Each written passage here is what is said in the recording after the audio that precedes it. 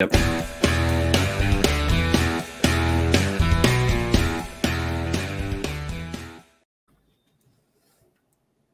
Good morning. Good morning. I was just looking at that picture. I think that's a load of crap, man. You guys all have me with a gut. Ray's super skinny, looking cool. And you're just, nice picture, by the way, in the background, jerk. You like that? You know, man, especially for you. I woke up this morning like full of like love and just like in a good mood. And then there you are, Will, with your fresh, clean haircut, making fun of me, dropping my phone in the lake. And then I see the picture of me fat with one leg and you and Ray looking cool. That's cool, though. That's cool. Yeah. Like anyways, you guys should be kicking him in the nuts. It looks like in that picture. You might as well. Yeah. Steve, did you hear the story about Jake and his phone? I can only imagine.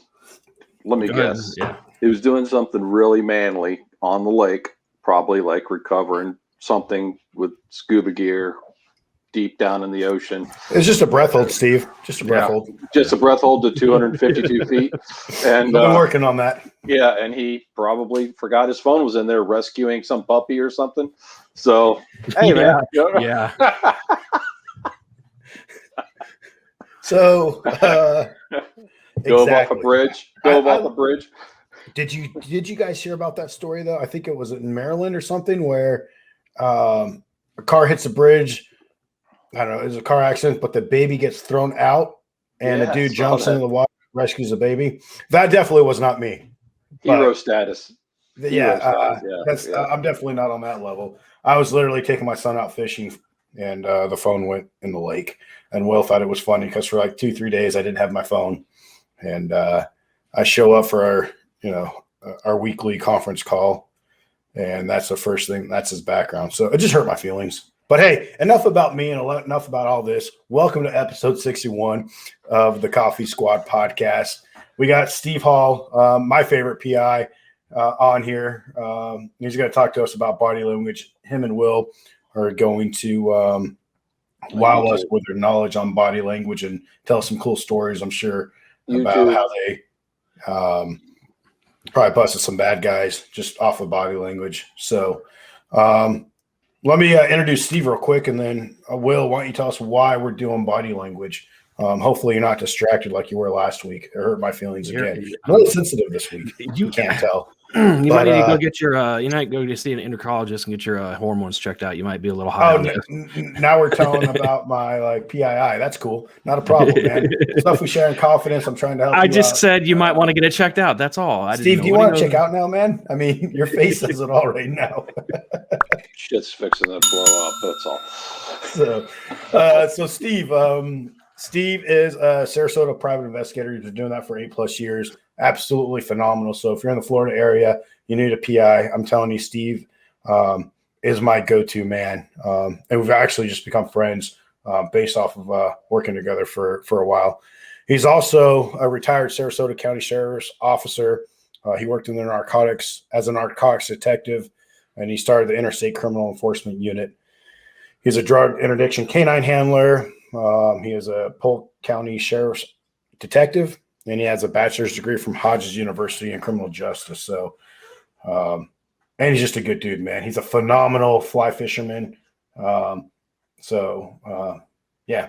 him up on the Googles, and you'll find out about Steve a little bit more than probably what I'm doing justice with. I think Gary Player said it best. People say, well, if you're good, you got lucky today. And I say, well, it's weird. The more I practice, the luckier I get. So that's when it comes to fly fishing. I still suck, in my opinion, and it's been numerous years, but the more I practice, the luckier I get. So there you go. We used to say luck favors the prepared. Yeah. Hey, that's right. Yeah. So, all right, Will. So how'd you come up with this topic, man? Well, last week, I guess, when I was editing the podcast, I was watching, and it looked like when you were going off on one of your rants, I wasn't paying attention at all. I was just looking back and forth, doing left and right. And for somebody who's not paying attention or just kind of looking at me, they're like, "Oh, I don't I'm not paying attention at all or listening to anything you say, because it looked like I wasn't. Obviously, I was doing stuff behind the scenes because I control the back end of the podcast. And then, if you watch my head, I'm sitting there nodding and yeah. So I'm actually listening and interacting with you. It just doesn't look like it to somebody who doesn't really know what they're looking at. So I said, hey, why don't we just talk a little bit about body language and some misconceptions and some things you can look at when you're having a conversation with somebody to kind of see if they're actually into it or paying attention. So you're basically telling me you were acting like a teenager last week on the show, just nodding your head. Yep. Mm-hmm. Just kind of listening, like buying your time for like when I'd shut the hell up. That's cool. You're not really into it, are you, Will? I'm sorry, what? I wasn't paying attention.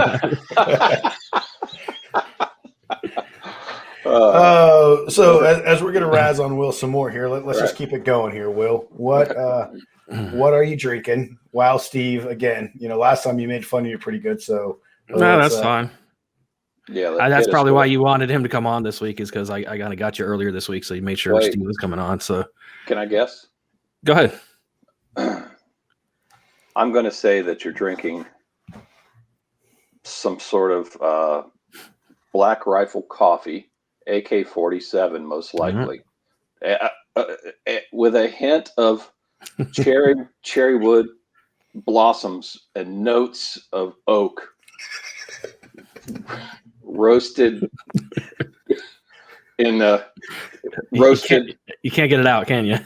Well, I'm trying to explain it. Roasted. He's trying to visualize it. Don't interrupt him. Roasted with 1,000-year-old oak wood harvested from the Amazon forest to provide a perfect flavor for the bean. Yes? I wish. That sounds delicious. No, my turn. To go with that linen fancy shirt that you got going on. You went to Starbucks, bought yourself a vanilla spice chai tea latte, caramel macchiato thingy McBobber to go with that cute little button up, and you slicked your hair back and everything just to go. And then you poured it in your cup, and here we are today. Dude, so if you don't rip those sleeves off right now during this podcast, you got hair on your ass. That would be way better if you just ripped the sleeves off, and you would be set. Yeah, should have gone. The sun's not out. I can't let him out yet. So Jake, that sounds more like what you drink with your Taste of Hawaii over there. I'm drinking it is a Black Rifle Coffee Company. It's a Flying Elk blonde roast, so it's a nice light roast. Hints of citrus. Hints of citrus. Into citrus fruit. How did they get that in there? It's the bean. It's different beans, different regions, and different roasts cause different flavor notes. So tasting notes. So yeah. And I got my sparkling water, and just for Jake. So Jake, I know you're drinking some sort of Hawaiian Island this morning. So what is it? I'm right, I am, man. I'm drinking the Watermelon Wave, man. Energy drink by Alani New. And it's delicious, man. It's so good when it hits your lips, Steve, have you ever tasted Hawaii? No, I don't think so. Okay. Oh, yes, you have, Steve. You just don't remember. It's been so good that you know. I'm going to plead the fifth on that one. Right. Steve, what are you drinking? So local, woke up this morning, realized I had no cream. The wife used the last of it, so I had to go to my favorite coffee shop, which is not on here. It's maybe it is. It's Los Dos Cristianos coffee shop. It's local in our area, Christians. and they make phenomenal coffee. They're a little small, like really cool place, and the baristas are real nice. It's I like it. So it's a latte. It's just a standard vanilla latte with almond milk, because if I have regular milk, I'll crap my pants right during the podcast. So you'll see me go. Oh, the joys of getting older. Trying to hold it, like, you know what I mean? You're sweating, wiping your. So yeah. Well, good times. Good times. That paints a great picture. I mean, I'm glad we're talking about body language today, as like you're sitting there making your facial expressions, like totally visualize what it looks like with you drinking milk now. Mm-hmm. Yeah, you don't want to see that. In a few Definitely minutes. probably don't want to smell it either. So, well, cool. So before we get started talking about this, I do want to kind of just do a little disclaimer out there. These are just things to watch for, and it doesn't necessarily mean that somebody is up to something nefarious or they're doing something wrong or however you interpret it. It's just kind of one piece of the puzzle. I think I like to link it as a foundation. If you see something, it's one brick in your foundation. You don't want to build on one brick. You got to make sure before you make that final decision that you take the totality of the circumstances into account and get that foundation built. So, because for example, I stopped a lady one day. She's probably in her early 70s. I just stopped her for a tail light. Her brake light was out. I was just going to let her know, and she freaked out. She was crying and just all scared to death. And I talked to her a little bit. She, in her 70 years, she'd never been pulled over before. So after I talked to her for a few minutes, calmed her down, she realized it was just the tail light, and I wasn't going to write her a ticket or anything. She was totally fine, the nicest woman ever, So you're so mean. You're so mean. You would have wrote her a ticket, Jake. No, I never would have pulled her over. You're just going to let her. I think Jake would have never even been there. He would have been like somewhere else doing something other than police work on the day he was working. Yeah, he would have been in. Are you just going to let her have a tail light out? Jake would have been. I probably would have been sitting in my cop car watching cops, pretending to be a cop. Yeah, that's and making it all go away, man. Or distracted with a side business that he would be. A lot of cops have side businesses, so while they're at work, they do their side business. A lot of cops, when they're at work, do their shopping too. So they're like at Home Depot, better run over here and get this while I can or whatever. So yeah, that would Steve is called community policing, I think. Yeah, there's three types of cops, right? There's those that make it happen, those that watch it happen, those that wonder how the hell did that happen. So we know which one Jake would be. All right. So yeah, I taught for years. I taught roadside traffic interrogation at the Sarasota Police Academy, and that was part of just going to numerous schools and learning drug interdiction and how to kind of detect if someone might be up to something just through conversation. And I think it's a discipline that you have to learn. I don't think it's a discipline that you have to learn. I think it's a discipline that you have to discover. I think you're inherently born with it. So I could go on for probably hours about this topic. Yep. Because there's so many stops that I've done and so much that I've tried to teach people, and so many people have ridden with me in the car to try to understand what exactly I'm looking for. Yep. And I think like you said, the first 5 minutes of a traffic stop, you're going to get similar to the white coat experience that a lot of people experience when they go to the hospital. They have an elevated heart rate. They're nervous. That's very normal. So a cop walks up to the car. I still don't understand why cops go to the driver's side anymore, which is to me the most dumbest thing on the planet. Yep. Because the reason, you look back, the reason driver's side approaches were created was because there were no power windows. And there wasn't a lot of traffic. So cops could go to the driver's side window. It was obvious. But now you can go to the passenger side. People can roll down the window automatically in most cars. It's safer. My car was hit twice on the interstate, and luckily I was on the other side. And I have one of them captured on video. So when you approach that car, the first initial contact, a lot of people are nervous. They're just nervous, and that's normal. And you're supposed to be nervous. It's the cops, I got pulled over not too long ago. I was a little bit nervous, That's normal. But you get that adrenaline dump, that little bit of adrenaline. You do.